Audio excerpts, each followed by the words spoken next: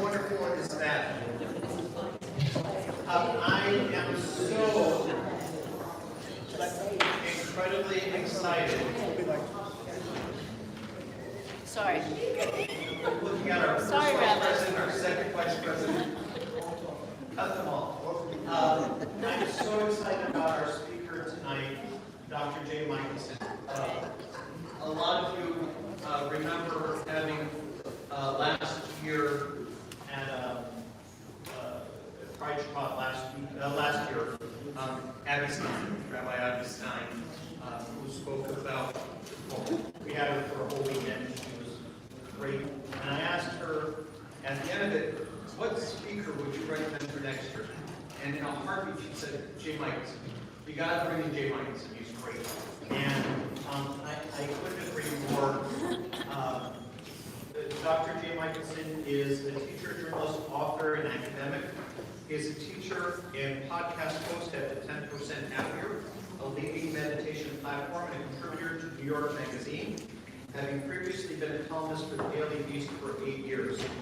Prior to that, he worked as a professional LGBTQ activist for 10 years. Dr. Michaelson is an affiliated assistant professor at Chicago Theological Seminary and a research fellow at the Center for LGBTQ Studies in Religion. He holds a PhD in Jewish thought from Hebrew University, a JD from Yale Law School, and a non-denominational rabbinic ordination from the Rabbi Zalman Schechter College and others. Dr. Michaelson is a frequent contributor on NPR, CNN, and MSNBC, and is a leading authority on the contemporary religious exception movement to limit LGBTQ and women's rights. He is the author of the landmark report Redefining Religious Liberty, the covert campaign against civil rights, and has twice won the New York Society of Professional Journalists Deadline Club for award for opinion writing. I don't know if there are many other achievements you can get. What I can say is that when I was ordained from HUC, we all received his book, God vs. Gay, as a gift from various activists in the community. So each one of us received your book as an ordination present. I don't know if you knew that or not. And I used your book, God vs. Gay, multiple times with classes. We have always talked at HUC, how do you deal with troubling texts? And I appreciated your approach to that, which was, let's actually look at what really was said, and not what other people translate. I'm going to stop talking because I can't wait to learn from Dr. Michaelson.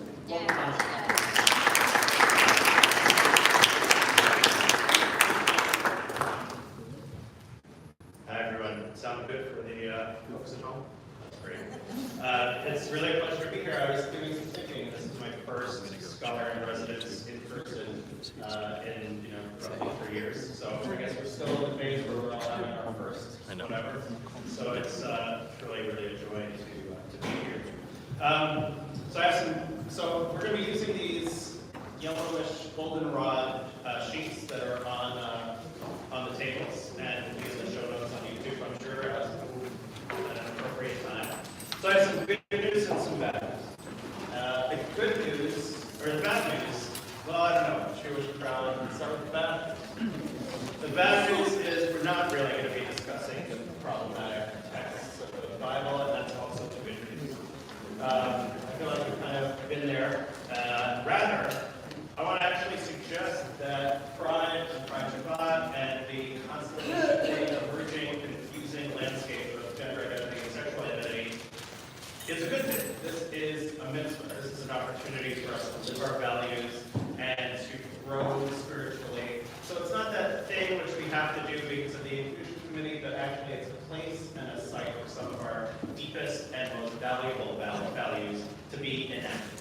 That's my claim. And we're going to look at that in four specific values that I think come alive in us when we grapple with this changing situation in the world. And I want to sort of make it okay to also be confused around, right? It's very people who grew up as I did, as I think most of us did, 75% of us in the room, with certain ideas about gender, about sexuality, and they seem to change very quickly, and then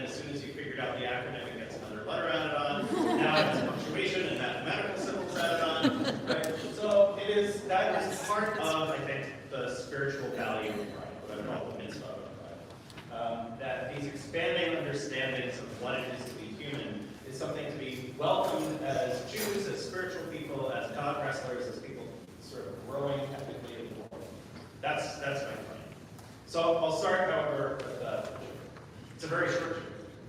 So there's a gathering, an interfaith gathering, which I've done a lot of, and some people are there, they're gathering, and one of the Christian speakers, the minister, gets up and says, now I'd like to let you know it's perfectly fine at any time if you have something that you'd like to say, don't wait for the end, just raise your hand. Somebody in the back of the rabbi says, no, we Jews have a way of indicating when we want to speak. We interrupt.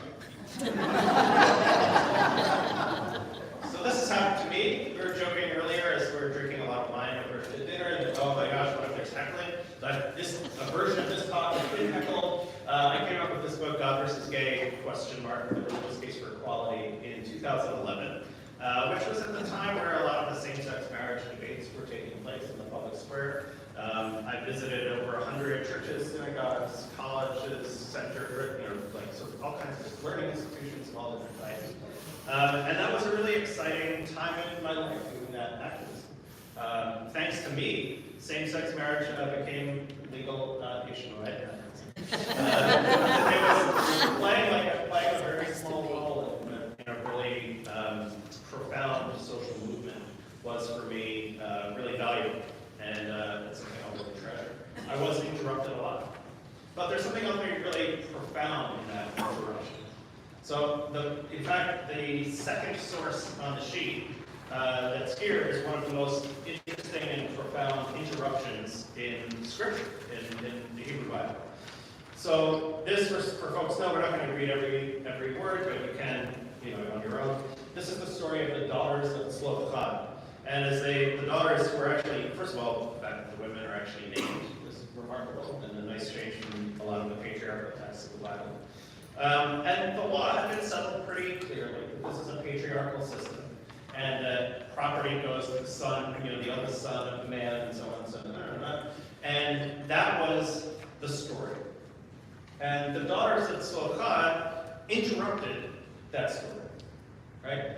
And they interrupted with this, they came before Moshe, they came before the priest, and before everybody, so it's like a big gathering, thousands of people eating rainbow Rice Krispie treats. And the daughter said, in verse 3, this is again the second source of the first section, our father died in the wilderness and had no sons. So what about us? Okay. What about our family, which looks different from the normative family, and which isn't included in the books that you have handed us of the law? What about our family? Conveniently, just like here, the rabbi can always go talk to God to just find out the answer. If you have any question, we don't need a ritual committee, just talk to God. So that's how the story goes. Moshe goes and talks to God. And God says in verse 7, the daughters of Zelophehad are right. They should be given the possession of an inheritance among their father's brethren. It shouldn't just go to the cousins and the in-laws and the machatanim. It should actually go to them. And their family is valid. And their lives as human beings are valid. And that interruption becomes part of the tradition. Right? I can't think of a more apt passage from the Torah for our current moment, in which people in the LGBTQ community, in my community, are under almost unprecedented attacks, certainly that we haven't seen in 10 years, using some of the same myths and lies about us that we saw in the 70s, the 60s, and the 50s, right? That we're child molesters, we're grooming children for sexuality, and horrible things are being said, and horrible things are being done. So this is not a moment, Pride for this year is not just a moment of celebration and inclusion, but I think it's also a call to action. We need you, if you're to be an ally, however you identify. We need you, and I'll explain in detail what we do. But that's the mitzvah of pride. That interruption is itself the mitzvah. And you can also think about Avram's argument with God over the red house to destroy Sodom and Gomorrah. By the way, why was Sodom and Gomorrah destroyed? The great sin of Sodom had nothing to do with sexuality. It was a sin of unethical violations of hospitality norms. It was a sin of murder, of violence. And God, and Abraham interrupts God. And that's received positively. Right? This is how we grow, by arguing and interrupting a seemingly unbroken tradition. So I want to back up for just a moment, and then we'll sort of dig into these 4 ways in which we grow, I think, because of the mitzvah of pride. So I came out late. I was raised as a nice Jewish boy in the conservative movement in Florida in the 1970s and 80s. And somehow I got the message that being gay was the worst thing in the world. Some kids still get that message today. In the 70s and 80s, a lot of us did. And I was sure that coming out and being truthful to myself and to others would be the end of my life, really, as I knew. The end of my religious life, which I valued. It would be the end of my relationship with my family. And I delayed it as long as possible, or as long as that helped was possible. So during the 90s, when I was in my 20s, I was lying to everyone I knew about something profoundly important to me. And yet, when I did finally come out of desperation, because that was going to be the end of my life as I'd known it, the life I was living wasn't a life. I reached sort of just the end of being able to try to somehow make it all fit.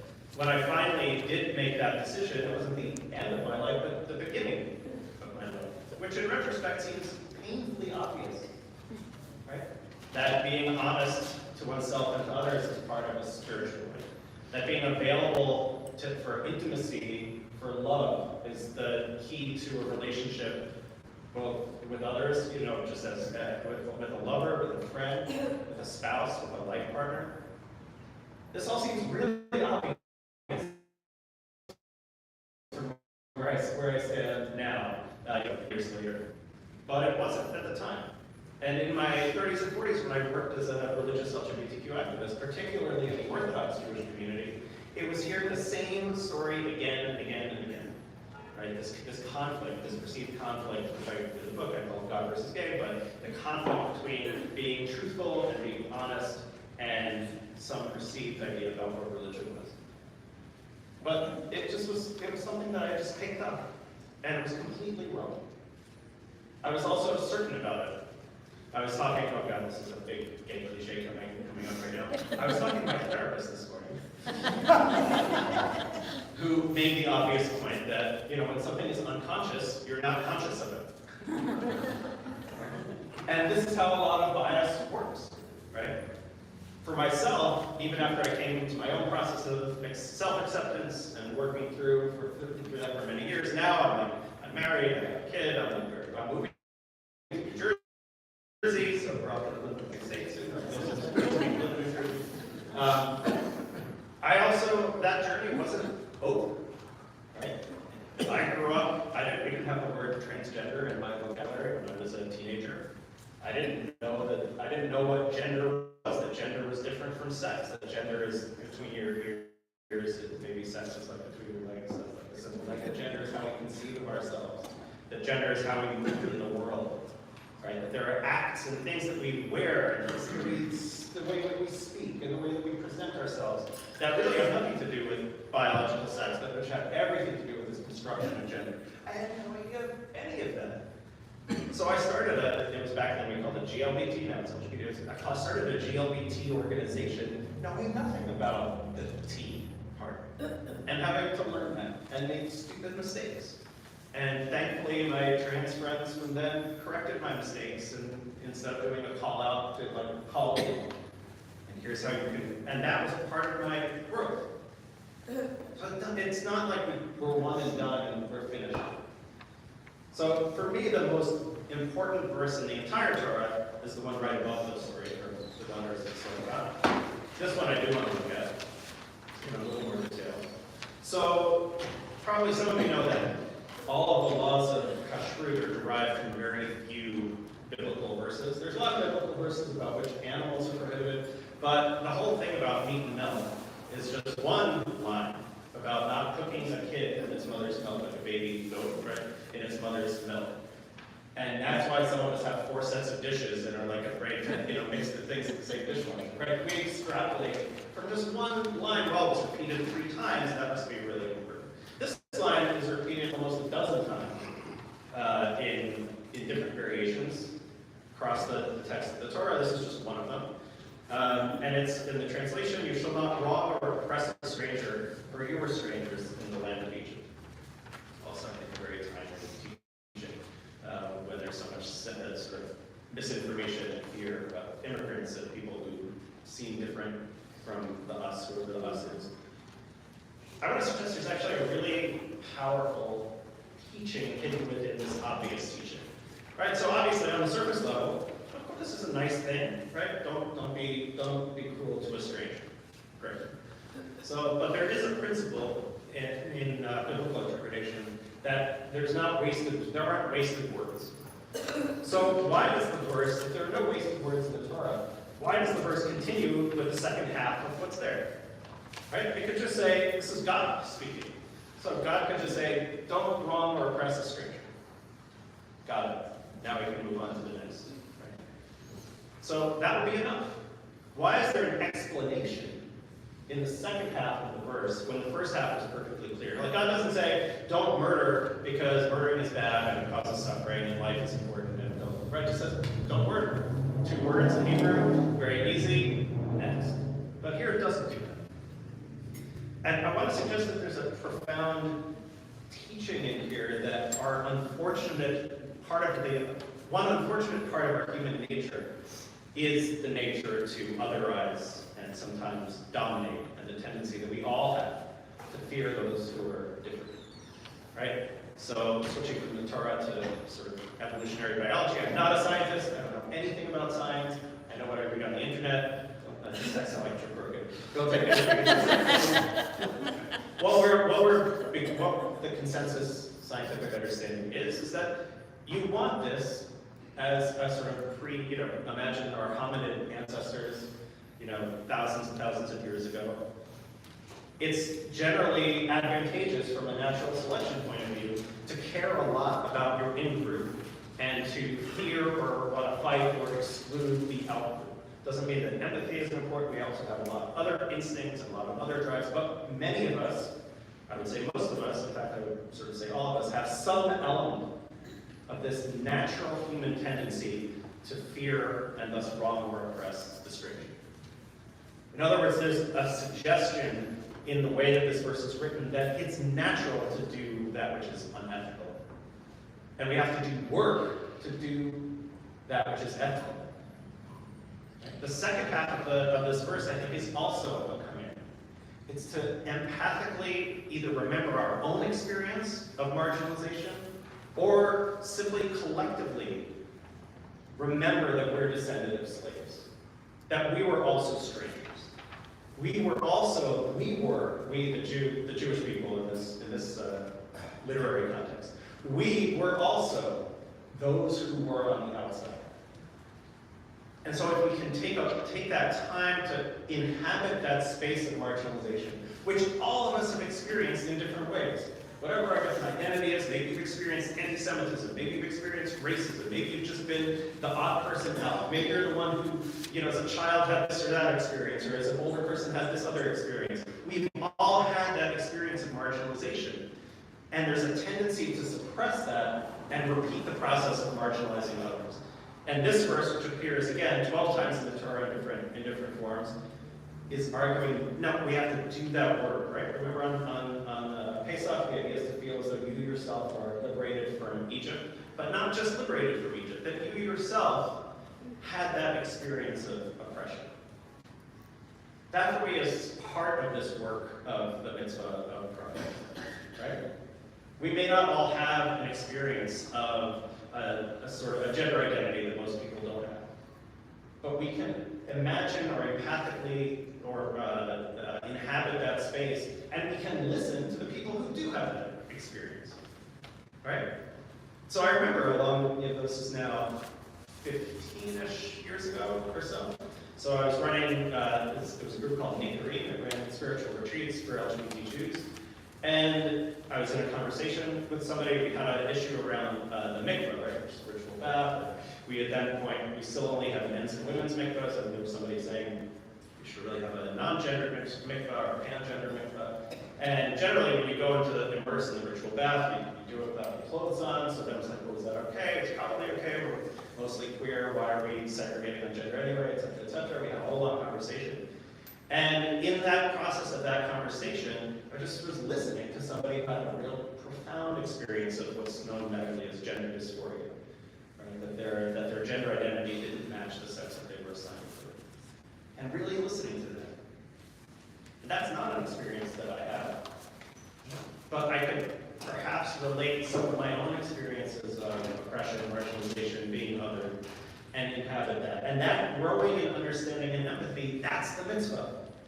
I think it's the profound mitzvah, right? The golden rule, right? Don't do to somebody else what's hateful to you, right? Is to actually remember what it's like to have that thing that's hateful to you be done to you. And then refrain from taking that harmful action towards someone else, right?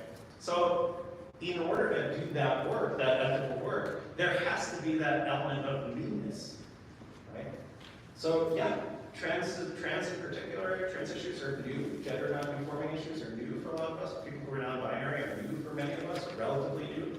Not new in history, but perhaps new in our experience. And that's the opportunity to do that empathic work.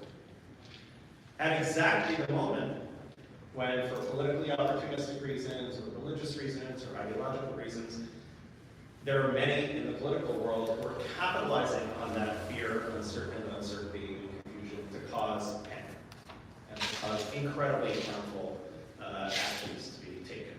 So in many states now there are bills, laws that have actually been passed to stop any kind of gender-affirming care for a teenager, and to hold the parents who seek that care to be guilty of child abuse. And that's just incredibly harmful to real people. That's not like my feelings are hurt. Like, that's incredibly destructive. Right? And the suffering that causes because of ignorance. Right? There's an assumption, for example, when people say gender-affirming care, so what does that mean? Does that mean surgery? Does that mean, actually usually means hormone blockers, or it means medication, or it means there's a lot of interventions, right? But that's not what's included in the public discourse, which is designed to capitalize precisely on our non-knowledge. So that growing in understanding and empathy for me is the mitzvah at the heart of all the mitzvahs, or at least all the Beit Adam Chaver mitzvahs, that means both the commandments that deal with ethical relationships. That was one. Ready for number two? I'm going to finish in about 12 to 13 minutes, and we'll then have time for Q&A. So if you have a roadmap before you go. One of the ways that I've really fallen in love with gender diversity in particular is just to re-fall in love with diversity itself over and over and over again. Whoever God or goddess is, she really seems to love diversity, right? A healthy ecosystem is one with many different kinds of species, right? There's a wide plenitude of creation, of diversity in creation, which comes across over and over and over again. Did I skip number? Oh, no, I did number 3 before number 2. I'm enjoying number 3 so much. We're going to do number 3, and then it's queer Shabbat, pride Shabbat. So sorry. So we're now at number 3, wonder of diversity. There's numerous scriptural understandings that this kind of diversity is part of the joy and wonder of creation. So Abraham Joshua Heschel, one of the great theologians of the 20th century, suggested that religion is kind of this two-way street, moving us toward more wonder at more amazement at the fact that we are alive, and inspiring us to respond to that wonder in a way that imitates it, that makes more wonder, that makes more flourishing, that makes more ethical action. Sometimes Heschel a lot of times in the popularization of Heschel, we just get the first part. So we have an amazing Shabbat service, and we see each other, and we're amazed at the ability of human beings to come together. And that part's important, but Heschel's actually the second part. Okay, what do you do in the face of the beauty of human experience? Okay, a little feedback. Okay, it's in my head. There's feedback. feedback in my head that you're not hearing? I hear it. Oh, you hear it. Yeah, It's the wine. Yeah, it's the wine. There's that pipeline, interruption. Waiting for my opportunity. There's your opportunity. All right. So one of the ways in which that diversity of natural expression is found is the diversity of gender. And a lot of times there's sort of we trip up because there is so much new language and understanding, and how do we really relate to that? One of the many, so I have a whole long article on sort of queering biblical text, queering in the sense of a positive way, seeing things a little bit askew or different, or reading in between the lines. One of the many, many, many examples of this is a very familiar story, which we could take a moment to look at, maybe with the new sunglasses. And this is the story of Jacob and Esau. So this is just the very beginning of their story. This is again under section 3, this section from Genesis chapter 25. Rebecca has these two children. One comes out is totally hairy. The other is smooth. As they get older, one is a hunter who goes out into the field, and the other stays in the tents. And what does staying in the tents mean? So in Genesis, in the book of Bereshit, the tents are women's spaces, right?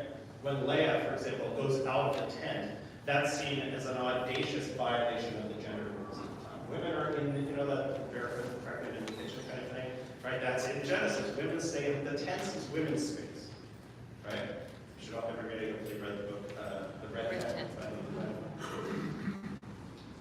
So the man's space is out in this construction hunting. The man is the person with the deep voice, right? Like Esau's voice is deep, the deep voice. The man is the person who's hairy and violent and strong, right? Very butch, basically.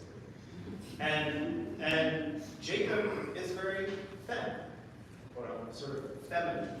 I'm scared quoting feminine because I don't mean that he's like actually a woman, or that, right? In the social construction of gender at the time, in this particular very patriarchal text, Jacob is gendered feminine, female, right? He's not conforming, he's gender non-conforming to the expectations of what it means to be a man, right? What it means to be a man is to be the manly man, the man who's in men's space and who's hunting, and that's Isaac's favorite, right? And Jacob is a mama's boy, right? He's Rebecca's favorite. He sort of sneaks in and steals the blessing. He doesn't go by force. He uses cunning and conniving. And yet, as we know, Jacob is transformed into Israel and is the progenitor of the Israelite people and the Jewish people. So I can't think of a better example than literally a patriarch in the patriarchy. Literally one of the three patriarchs being gender non-conforming. Now, does the Torah say gender non-conforming? No, that term was invented like in the last few decades. Of course it doesn't use 20th, 21st century language to describe this phenomenon. But Jacob is there as a statement of, or as an example of, a man who doesn't quite act like a man. Maybe doesn't see himself quite like a man. And the Kabbalah, and the Zohar in particular, has a whole long section about exactly that, about Jacob's female soul and his understanding of himself as neither male nor female.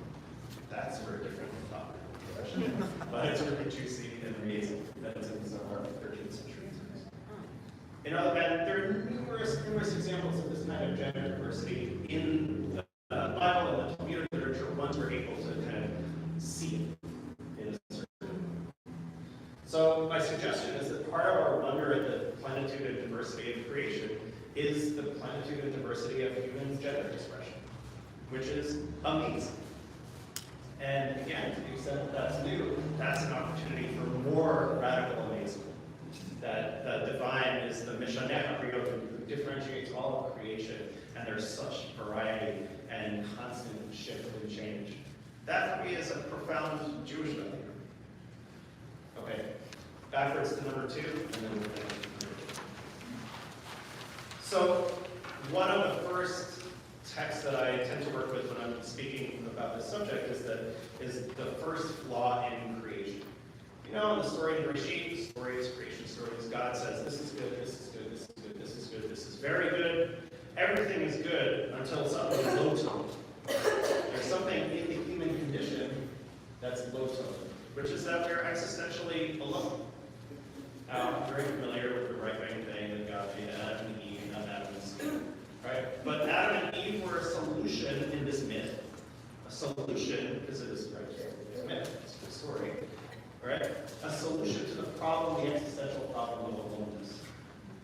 So for me, coming to understand the importance of love to humanity is part of agreeing with God that it's not good for the human being to be alone. Secondly, flip back to page, the second part.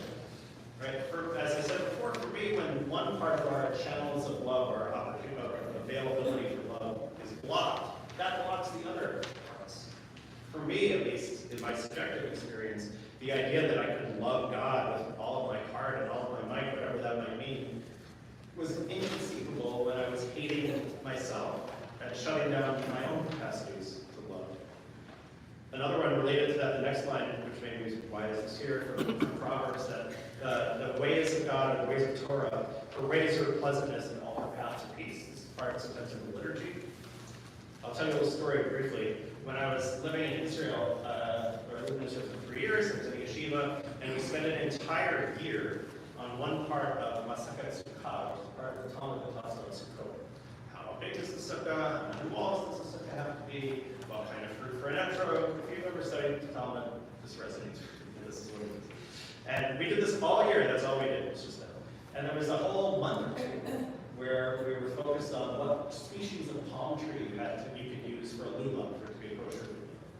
And there was a whole discussion. One kind of palm tree they said was good. It would have been valid, but it gets too spiky and it's uncomfortable. And Darfei Noam, the ways of Torah should be pleasant, so you don't use a spiky lulav because it's uncomfortable to your hands. Well, if you don't use a spiky lulav because it's uncomfortable to your hands, because that's again, surely the kind of repression and self-distortion associated with the closet or with denying your true reality, surely that's a far more egregious violation of the principle that the Torah's ways are ways of pleasantness, of joy. I have more to say that, but for another note. Last event, which is number 4. So tzedek tirgot, I think for Jews who are interested in the ethical teachings and social justice teachings of the traditions, the idea that we should pursue justice is maybe the cardinal idea. And I want to suggest that this is actually now the call with which I began. I want to conclude with this call. Right? We're seeing a terrifying moment where sort of LGBTQ people are being attacked, and according to current polling, the people doing the attacking are about to be rewarded with control of Congress. I can tell you that I find that personally terrifying. Right? So I don't know if you mentioned my legal career in the list of Jay's resume items, but I read about the Supreme Court for New York Magazine Daily Beast. So Roe versus Wade about to be overturned, and not only is Roe, which is terrifying and tragic enough from my ideological perspective, but not only that, but the foundation that underlies Roe versus Wade is the same textual legal jurisprudential foundation that underlies marriage equality, that also underlies the right to contraception, which some people have now said they want to re-outlaw contraception, which is a little head spinning. And if it's very unlikely that there'll be 60 people from the Republican Party in the Senate next year, but if there were, then they had a veto-proof majority. There'll be a national, just like there's going to be a national Defense of Marriage Act, just like there was before marriage equality was found to be guaranteed by the Constitution. Because the same foundation for marriage equality is the same foundation for reproductive freedom and for women being human beings to control them. So this is a terrifying moment for me. And I'm pretty privileged, right? I'm like a rich, white, cis guy living in Brooklyn. I mean, I got it pretty easy, right? The violence against trans people, trans women in particular, trans women of color in particular, is increasing, not decreasing. And we need allies. This is particularly true, I think, because of what actually changes people's minds on this issue. And this is, again, what I'll kind of conclude. What changes people's minds on issues around sexual orientation and gender identity is not a lawyer, it's not a text. What changes minds is when hearts are open. And hearts are open, when open hearts change closed minds. That's how it works according to the data.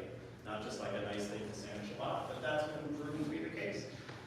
So the key, the kind of narrative that I'd love to teach you all or encourage you all to explore if you're a straight ally is what's called a feel, felt, found narrative, which means, roughly, I know how you feel. You're talking to somebody who has a view that maybe could be open to some conversation. I know how you feel, because I felt that way, in the past. And then I found X, Y, Z. President Obama's embrace of same-sex marriage, with the interview with Robin Roberts, right? What fit that narrative exactly. He said, I just believe marriage is between a man and a woman. That's how I was raised. This is how it is, and that's how I felt. So I understand that people have strong feelings about that because I felt that. But then I found, I had gay coworkers, and my kids went to school, and then some of the other kids went to same-sex parents, and I found that actually some of what I had is my unconscious bias or my prejudices or my deep ideological commitments. Maybe that wasn't true. The feel, felt, found narrative, right? Feel, felt, found. Right? It's in a certain way the opposite of what's sometimes called cancel culture, right? It's the call in instead of the call out. It's like, oh, okay, I can imagine how you feel, how you might feel, or why people feel strongly, because I didn't feel that way. Right? It's that daring to be vulnerable about our own evolution as human beings. But that daring to be vulnerable for me is the essence of ethical Judaism. Right? This means that we're constantly growing as ethical people. This is what we do religion for, right? Is to grow in exactly this way. We can be the kind of narrative that I generally close with. We can be like that part in Huckleberry Finn, which a lot of us remember, where Huck has turned into Jim, right, the runaway slave, and thinks that's great because he did what he thinks the Bible told him to do. But then he goes on thinking, and he realizes that actually what he's been taught is wrong. That to turn in Jim, who has become his friend, his dear friend, isn't a fulfillment of his ethical values, but a betrayal. And so Huck says, after this reflection, I guess I'll go to hell then, because I'm going to help Jim escape and not turn him in. And of course we know, but what Huck doesn't know is that that's not the moment of his going to hell, but his becoming a true human being, which is, for me, the mitzvah of Christ.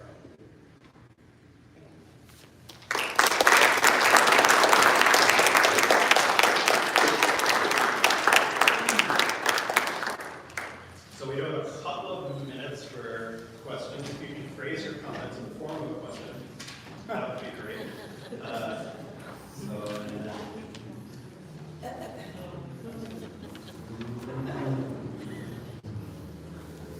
Questions?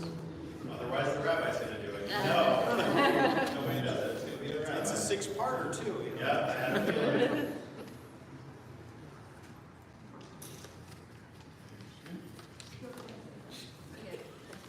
I have a question. If you move to Montclair, will you join our temple? That's too far.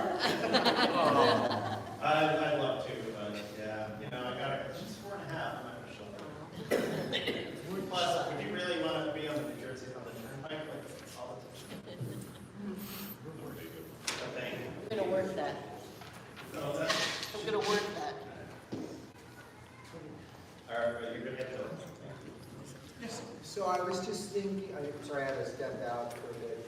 That was the best part. But I like the idea about that Jacob was gender fluid and that, and I'm thinking of some studies I've done when I was with the Chabad and Zohar and all this, and in the model, whatever it was, there was the female attributes of the holy and the male attributes of the holy, that it was it was one entity with multiple components, and I feel it's every, there's different ways that things will manifest. If there's more this or more that, but in everyone, I think, has to be in touch with your this component and your that component, and it manifests in whichever way you are biologically and whatever.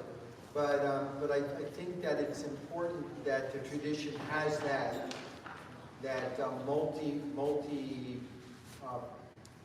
partake, different sides of the gender, the binary view of the world. Thank you. Yes, I'll sort of contain what you just said in my responses to those people online.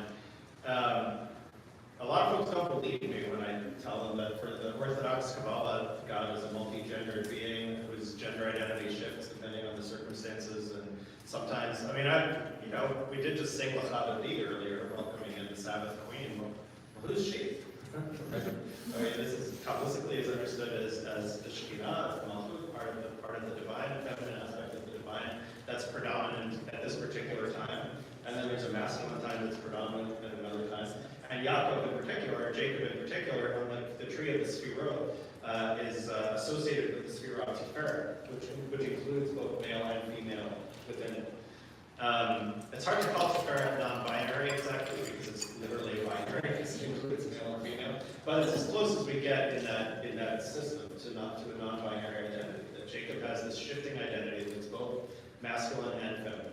That he seems to, and this is Orthodox Kabbalah, this isn't J. Michaelson making stuff up on Friday night, that Jacob has that essence too. And part of his struggle is to acknowledge, we would say now we use 21st century language, to own and accept and embrace all of those parts of himself, right? Folks who are fans of eternal family systems, this might be another kind of way to think about it. Like Jacob has these feminine parts that he's suppressing that are made other and comes into this kind of shadow material.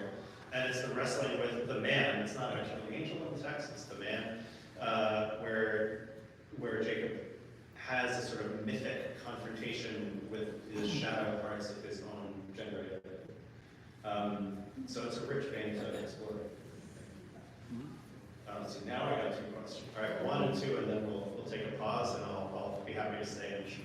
No, just real quickly, totally acknowledging all the negative and disturbing trends we're seeing in the culture right now. What are some of the, if there are, what are some of the positives that you pockets of that you see are moving in the right direction? And what are those things that people should be focusing on and looking at as well, where there's sort of positive development? So I should say, by way of disclaimer, that I think that the glass is half empty and evaporating. So I'm the wrong person to ask about the positive side. I got a lot of nice Jewish ancestral trauma flowing through all this. I think it's clear that percentage-wise, the sort of younger the generation is, the more openness there is to this kind of variation. So much so that it can be a little unnerving to some of us, right? I have friends who have kids who have either transitioned or are identifying as non-binary, and it's tricky. Like, they have to learn how to use they, them pronouns, and like, yeah, that's like, again, my invitation is to see that as an opportunity. This is a good thing. That difficulty is part of the value of the process, but it's still difficulty, right? It's still challenging. But I do think it does seem as though, if you look at just the data, just the numbers, that to me feels encouraging. And it's also possibly the case, I think it is the case, and it's funny, that Barbara should be out tomorrow on the Daily Beast newspaper, right? That this current wave of attacks may be overreach.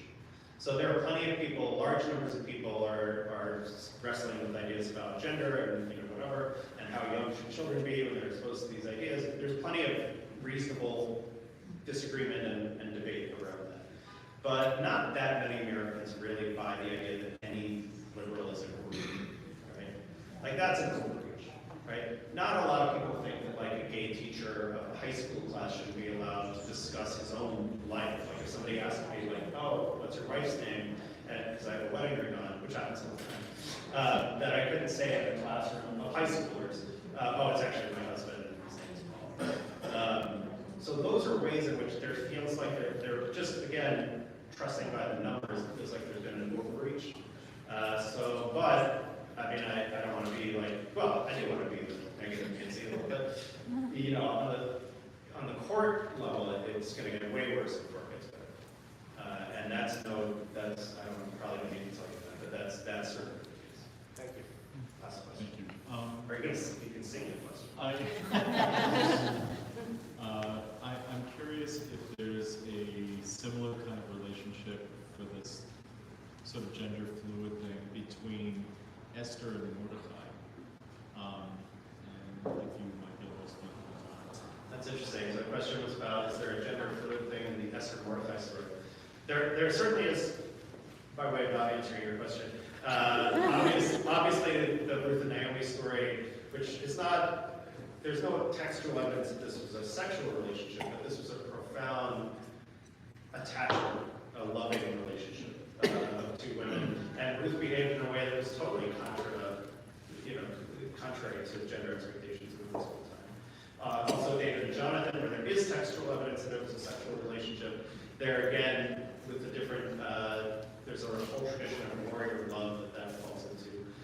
It's interesting with Esther and Mordecai, I mean, because Mordecai does, normally there's like behind every man there's a great woman kind of cliche, but in the story of Purim, it's the opposite, right? Here's this woman who is in power and has this, she's in front and she's putting herself at risk and in danger, and he's kind of behind the scenes.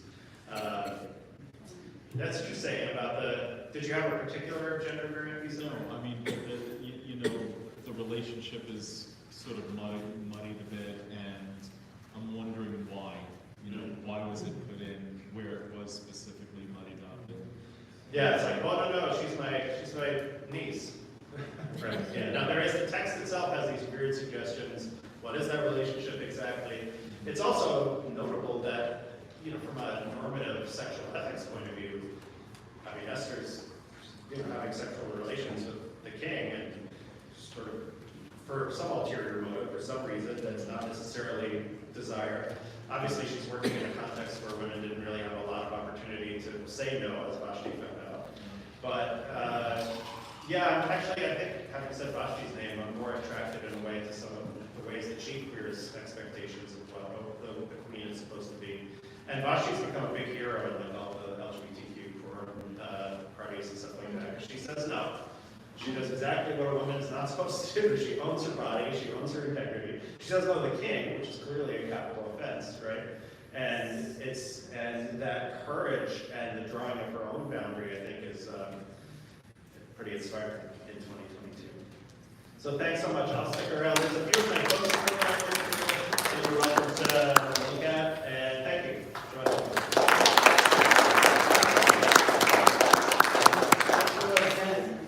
The books are phenomenal. I think because it's Shabbos, if you take a book, just let us know. Maybe somebody can write down the stick in the book. We'll bill you and send you a check for that. So we don't have to deal with money on Shabbos. But we'll use the microphone and the internet. Well, Shabbat shalom, everybody. And thank you to Matt for doing our